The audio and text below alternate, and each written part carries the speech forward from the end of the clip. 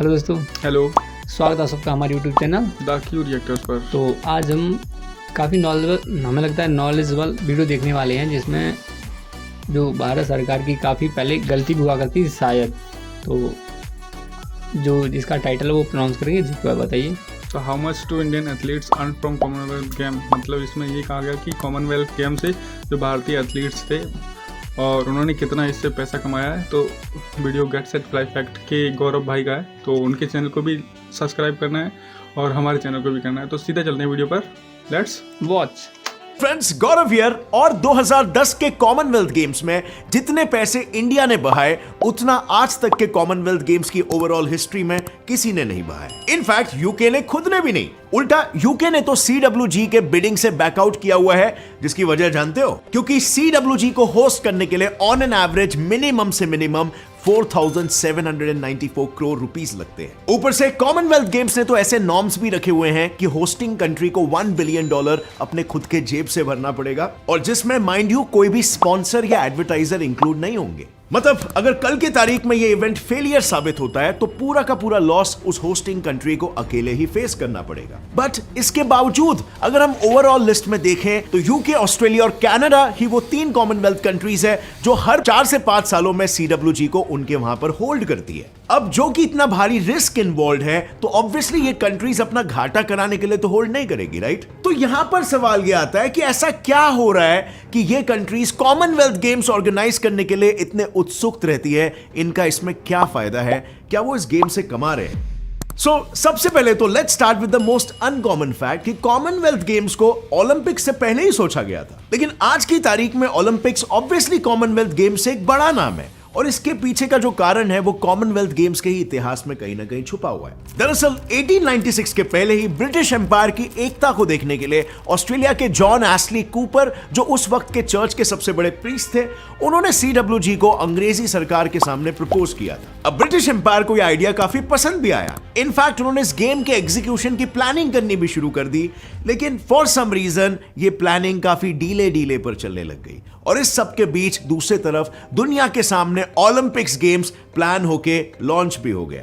Olympic games के launch होते ही CWG मानो होल्ड पर चला गया, और उसके बाद मानो लोग इस गेम को कहीं ना कहीं भूलने लग गए और सालों सालों तक उसका जिक्र कभी नहीं हुआ। Until 15 years later, साल 1911 में फिर एक बार उस गेम का जिक्र हुआ, जब किंग जॉर्ज V के राजगद्दी के जश्न में CWG को इंटर एम्पायर चैंपियनशिप्स के नाम से फेस्टिवल ऑफ एम्पायर का पार्ट बनाया गया और उसको दोबारा दुनिया के सामने लाया गया। लेकिन अभी तक CWG कोई ऑफिशियल गेम नहीं था। इनफैक्ट इस गेम के तो काफी सारे नाम भी बदले थे, जैसे for example British Empire Games 1930 से 1950, British Empire and Commonwealth Games 1954 से 1966, ब्रिटिश कॉमनवेल्थ गेम 1970 से 1974। लेकिन फाइनली एट द एंड 1978 में एडमिंटन गेम इवेंट में इसका नाम चेंज करके कॉमनवेल्थ गेम्स रखा गया, और तब जाके इस गेम को अपना ऑफिशियल नाम मिला। अब गेम तो ऑफिशियल हो गया था, लेकिन अगर हम ये जानने जाए कि इस गेम के साथ कौन कौन जुड़े हुए थे तो सिंपल है, CWG गेम्स में सिर्फ पास्ट ब्रिटिश कॉलोनीज ही इंक्लूडेड है। यस, वही कंट्रीज जिसमें पास्ट में ब्रिटिश एम्पायर ने रूल किया था, and as we all know most of the countries में ब्रिटिश एम्पायर रूल कर चुकी है। और आज की अगर हम बात करें तो उन सभी कंट्रीज में से 54 सॉवरेन कंट्रीज और 18 यूके टेरिटरीज ही पार्टिसिपेट कर रही है। लेकिन अब यहां पर सवाल यह आता है कि अगर सब कुछ ब्रिटिश एम्पायर के हाथ में है या ब्रिटिशर्स के हाथ में है, तो ये डिसाइड कौन करता है कि गेम कहां पर होस्ट होगा?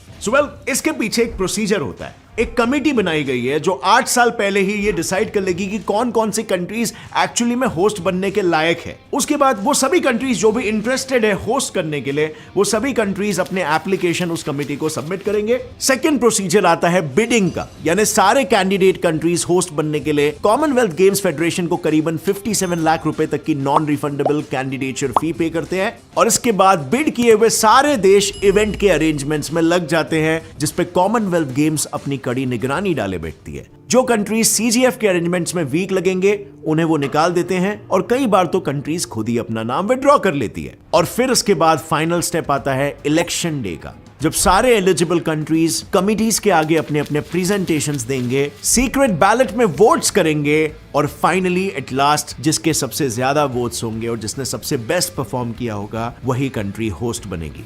अब बात करते हैं पिछले CWG की, यानी कि 2018 के, जिसका रेवेन्यू $1,885 मिलियन आया था। अब ये आंकड़ा तो न्यूज में था ही, लेकिन एक और चर्चा न्यूज में थी न्यूजीलैंड के बॉक्सिंग कोच जेकब रपीरा के बारे में। इन्होंने अपनी टीम के साथ बेट किया था कि अगर वो 5 मेडल्स जीतते हैं तो जेकब अपनी बियर्ड को कलर करवा देंगे। And guess what? His team won 5 medals और जेकब ने अपनी बियर्ड ऐसे से ऐसे बना दी। अब मानना पड़ेगा बियर्ड है तो बहुत ही घनी, और इसे देख के मैं भी आपको लगता होगा कि ये जीन्स का कमाल है। जैसे CWG की पार्टिसिपेंट्स अपने सेहत का ख्याल थ्रू प्रॉपर डाइट और न्यूट्रिशन रखते हैं, वैसे ही आप भी अपने बालों का ख्याल थ्रू न्यूट्रिशन रख सकते हो by using Man Matters hair gummies. Man Matters hair gummies के एक गमी में 20 एग्स जितना बायोटिन, 20 कैश्यू जितना जिंक, हाफ कप कैरेट जितना विटामिन ए और हाफ ऑरेंज जितना विटामिन सी होता है। इसके साथ ही आपको 20 आलमंड जितना विटामिन ई भी मिलता है, जो आपके स्किन और हेयर के लिए बहुत ही इंपॉर्टेंट है। मैन मैटर्स हेयर गमीज खाना शुरू करने के बस 2 से 3 मंथ में ही आपके बाल लंबे, काले और घने हो जाएंगे,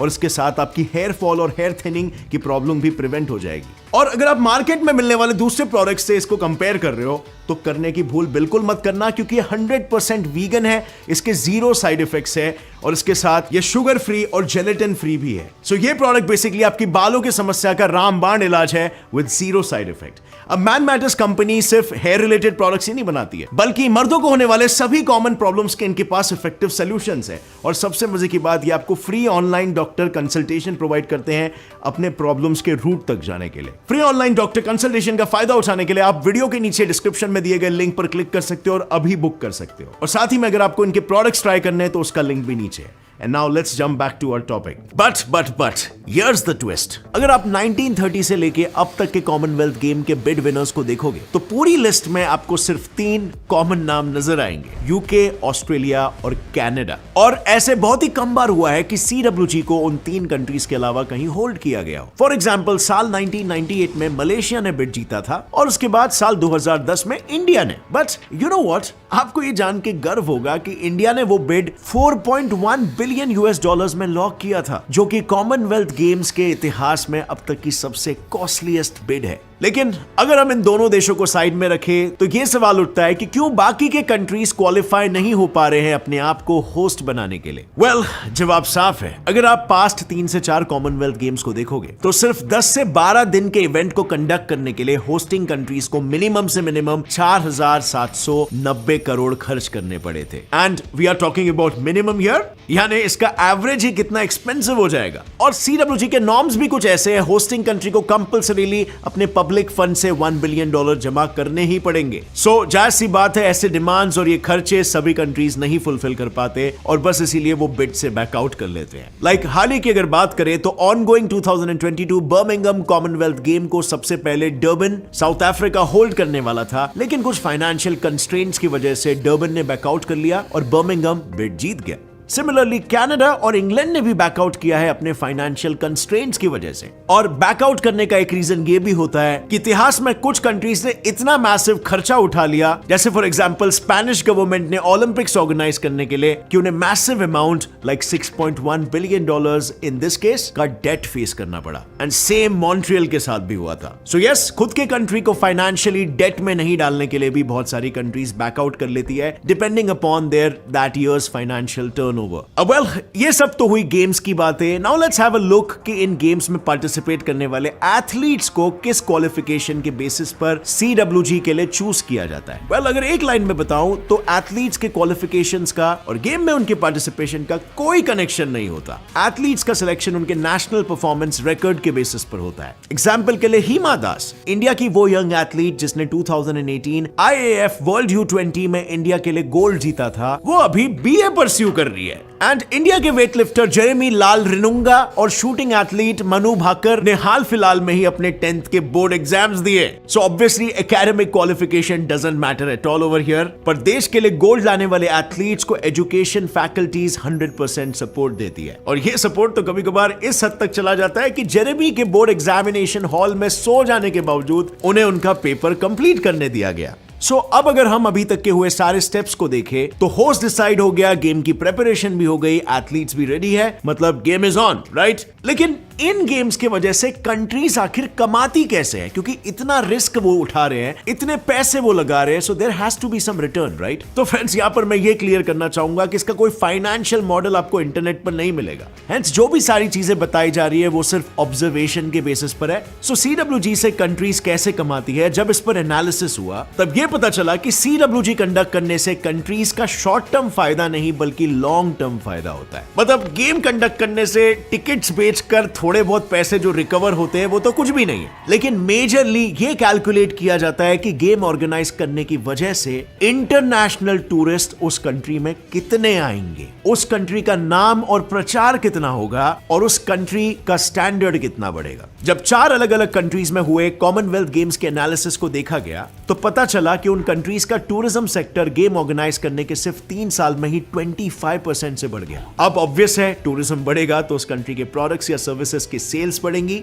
और सेल्स का बढ़ना is equal to financially and economically उस कंट्री का तरक्की करना। फॉर एग्जांपल कॉमनवेल्थ गेम्स के बाद 2018 गोल्ड कोस्ट की जीडीपी में 1.2 बिलियन पाउंड्स का इंक्रीज दिखाई दिया, 2006 मेलबर्न में 1 बिलियन पाउंड्स का, और लास्टली 2002 मैनचेस्टर में 1.1 बिलियन पाउंड्स का इंक्रीज आया। And on top of all this brand value, सोचो इवेंट के वक्त और इवेंट के बाद कितनी word of mouth publicity, advertising और ब्रांडिंग उस कंट्री की हो जाती है, जो उसके जीडीपी में डायरेक्टली या इनडायरेक्टली कैसे ना कैसे करके कंट्रीब्यूट जरूर करती है। उस कंट्री के कंपनीज को कितना फायदा होता है, उनकी कितनी ब्रांड वैल्यू बढ़ती है, एंड ऑब्वियसली वो कंट्रीज अब दूसरे देशों के कंट्रीज के साथ एफिशिएंटली बिजनेस कर सकती है, because that trust factor is reinforced over here. So या इन इनडायरेक्ट फैक्टर्स को भी अगर कंसीडर करने लग गए तो लॉन्ग रन में उन कंट्रीज का पोटेंशियली बिलियंस ऑफ डॉलर्स का फायदा हो सकता है। बट कॉमनवेल्थ गेम सिर्फ कंट्रीज को ही कमाने का मौका नहीं देती, एथलीट्स भी इन गेम से काफी अच्छा अमाउंट अर्न कर सकते हैं। हालांकि एक कंट्री और एक एथलीट दोनों के अर्निंग में बहुत बड़ा फर्क होता है। जैसे कंट्री इंस्टेंट और लॉन्ग टर्म अर्निंग्स करती है तो दूसरे तरफ एथलीट्स को government continuous long term earnings provide करती है। इंडिया में एलीट एथलीट्स को हर महीने 50,000 रुपए का स्टाइपेंड मिलता है। गेम में पार्टिसिपेट करके गोल्ड, सिल्वर या ब्रॉन्ज मेडल जीतने वाले एथलीट्स को सेंट्रल गवर्नमेंट से ये और स्टेट गवर्नमेंट से स्टेट की कैपेसिटी के हिसाब से प्राइजेस मिलते हैं। एग्जाम्पल के लिए यूपी गवर्नमेंट 2022 CWG में गोल्ड मेडल लाने वाले एथलीट को 1.5 करोड़ तक देने की अनाउंसमेंट कर रही है। एंड इसके साथ फ्यूचर में इन एथलीट्स के पास गवर्नमेंट जॉब ऑफर्स होते हैं जो आर्मी से लेके रेलवे जॉब्स तक वेरी करते हैं। इसके अलावा winning medals for India brings them tremendous popularity, and obviously इस पॉपुलैरिटी को भी मोनेटाइज किया जा सकता है through brand deals and endorsements. And athletes को ये सारे बेनिफिट्स जीतने के बाद ही नहीं बल्कि पहले भी मिलते हैं। अगर बैडमिंटन प्लेयर PV सिंधु का एग्जांपल ले लो तो 69 कंपटीशन में पार्टिसिपेट करने वाली इस प्लेयर के training, competitions, personal coach, support staff etcetera पर हमारी गवर्नमेंट 3.82 करोड़ खर्च कर चुकी है। और ये तो सिर्फ एक एथलीट की बात की जा रही है, सोचो पूरे इंडियन टीम का कितना खर्च होता होगा। और यही वजह है कि हमारे देश के सारे एथलीट्स उन पैसों की पाई चुकाने के लिए हर दिन मिनिमम 6 से 7 घंटों की ट्रेनिंग करते हैं, और साथ ही 1 महीने पहले ही कॉमनवेल्थ गेम्स होस्टिंग कंट्री में पहुंच जाते हैं टू प्रिपेयर बेटर। अब फ्रेंड्स ये सब देख के तो मैं बस यही कहना चाहूंगा कि जो भी कंट्री लॉन्ग टर्म में कॉमनवेल्थ गेम्स को परस्यू करना चाहती है, इसे एज एन इन्वेस्टमेंट देखती है, उनके पास एक बहुत ही तगड़ा मॉडल रेडी होना चाहिए कि कैसे उस मिलते पब्लिसिटी, मिलते पॉपुलैरिटी को वो लॉन्ग टर्म में मोनेटाइज कर सकते हैं। And it can actually be an advantage for developing countries like India. बहुत सारे financially successful countries like Dubai for example इसी टूरिज्म के मॉडल पर काफी ग्रो हो चुके हैं। और अगर इसे थोड़ा और डीप नजरिए से देखा जाए तो बहुत से कंट्रीज जो कॉमनवेल्थ गेम्स ऑर्गेनाइज करते हैं वो कहीं ना कहीं दुनिया को अपनी जियोपॉलिटिकल सिग्निफिकेंस दिखाने के लिए भी करते हैं, अपनी सिटीज और कंट्री पर बेस्ट होने का थप्पा लगाने के लिए। और कॉमनवेल्थ गेम्स में तो ये बात बिल्कुल सामने आ जाती है कि हमें जज कौन करने वाला है, हम पर ही राज और हम पर ही जुल्म करने वाले पावर्स। जापानीज फिलोसोफर ताकेयूची योशिमा ने एक बार ये कहा था कि कॉलोनियल मास्टर के साथ गेम्स में कंपीट करने के जगह पर हमें शायद डेवलपमेंटल एरियाज पे थोड़ा ज्यादा ध्यान देना चाहिए। सो या it totally depends on country to country कि वो कंट्री कितना स्ट्रॉन्ग मॉडल बनाती है उस मिलते पॉपुलैरिटी को अच्छे से चैनलाइज करके अपने कंट्री के ग्रोथ में डालने के लिए। अगर इस वीडियो से आपको कुछ भी नया सीखने मिला, एक लाइक जरूर ठोकना। Get set fly fact channel को भी सब्सक्राइब कर लो और बेल नोटिफिकेशन दबाओ ताकि आगे आने वाली हमारी कोई भी वीडियो की अपडेट आप मिस ना कर सको। See you next time friends, till then as always stay curious, keep learning and keep growing. जय हिंद। तो वीडियो में देखने के बाद काफ़ी अच्छा लगा और हमें ये समझ में आया जिससे कि काफ़ी ज़्यादा लोग कहते हैं कि जो हमारी स्टेट गवर्नमेंट है या सेंट्रल गवर्नमेंट है, जो भी यहाँ के प्लेयर हैं उन पे बहुत ज़्यादा कम खर्चा करते हैं, जिससे वो अच्छा परफॉर्मेंस नहीं कर पाते हैं। तो हमें लगता है शायद ये पास्ट में होता हो, पर अब आप देख सकते हैं ऐसे यूपी गवर्नमेंट ने अनाउंस कर दिया कि जो भी यूपी का गर्ल्स या बॉयज़ जो भी कॉमनवेल्थ में अगर सिल्वर मेडल लेके आता तो उसे वो देंगे। स्टेट अवार्ड बता रहा हूँ, 1.5 करोड़ तक रुपए अनाउंस करे हैं। वैसे 75 लाख और ये 80 लाख ये तो चलते ही रहते हैं, और इन्होंने 1.5 करोड़ सबसे ज़्यादा पैसे अनाउंस कर दिए कि इतने हम उस प्लेयर को देंगे, जो कि बहुत ज़्यादा अमाउंट है। और ये भी बताया, जैसे पीवी सिंधु का एग्जांपल लेके, उन्हें जो तैयारी करने में जो उनका खर्चा आता है, उनके कोच का आता है, उनके अंडर जो टीम काम करती है, उन सभी का खर्चा भी यही सरकार देती है। तो ये हमें लगता है ये एक बहुत अच्छी चीज़ है, इम्प्रूवमेंट हो रहा है, पर धीरे धीरे हो रहा है, जो कि हम सभी के लिए बहुत अच्छा है। और इसमें मतलब ये जैसे कि आपने देखा होगा वो फिल्म आई थी एक मैरी कॉम, तो मैरी कॉम में ये दिखाया गया था किस तरह से मैरी कॉम ने मतलब अपने यहाँ के जो बोर्ड से या फिर जो स्पोर्ट अथॉरिटी थी उससे किस तरह से फाइट करके मतलब वो ओलंपिक तक पहुँची और वहाँ पे उन्होंने मतलब मेडल्स वगैरह जीते। तो ये पहले था, क्योंकि मैरी कॉम शायद 2010 या उससे पहले मतलब अपनी शुरुआत करनी थी। अभी क्या हुआ है कि अभी सरकार जो ये बताया सही है, जो रेस करती थी या अपने जहाँ उनका सेंटर था, कुछ ट्रेनिंग सेंटर, वहाँ पे जाने के लिए वो ट्रक से लोग जाते थे, उनसे हेल्प मांगते थे, और जो लोग उनकी करते भी थे। हाँ, और वही चीज़ है कि मतलब उस टाइम पे थोड़ा स्ट्रगल करना पड़ता था। अब ये हुआ है कि अब इंटरनेट का ज़माना है, कोई भी अच्छा विशेषज्ञ किसी स्पोर्ट में है तो उसे वहीं से पिक कर लिया जाता है, मतलब उसको उस हिसाब से ट्रेनिंग मिलती है और देन वो तैयारी कर सकते हैं कॉमनवेल्थ या ओलंपिक्स के लिए।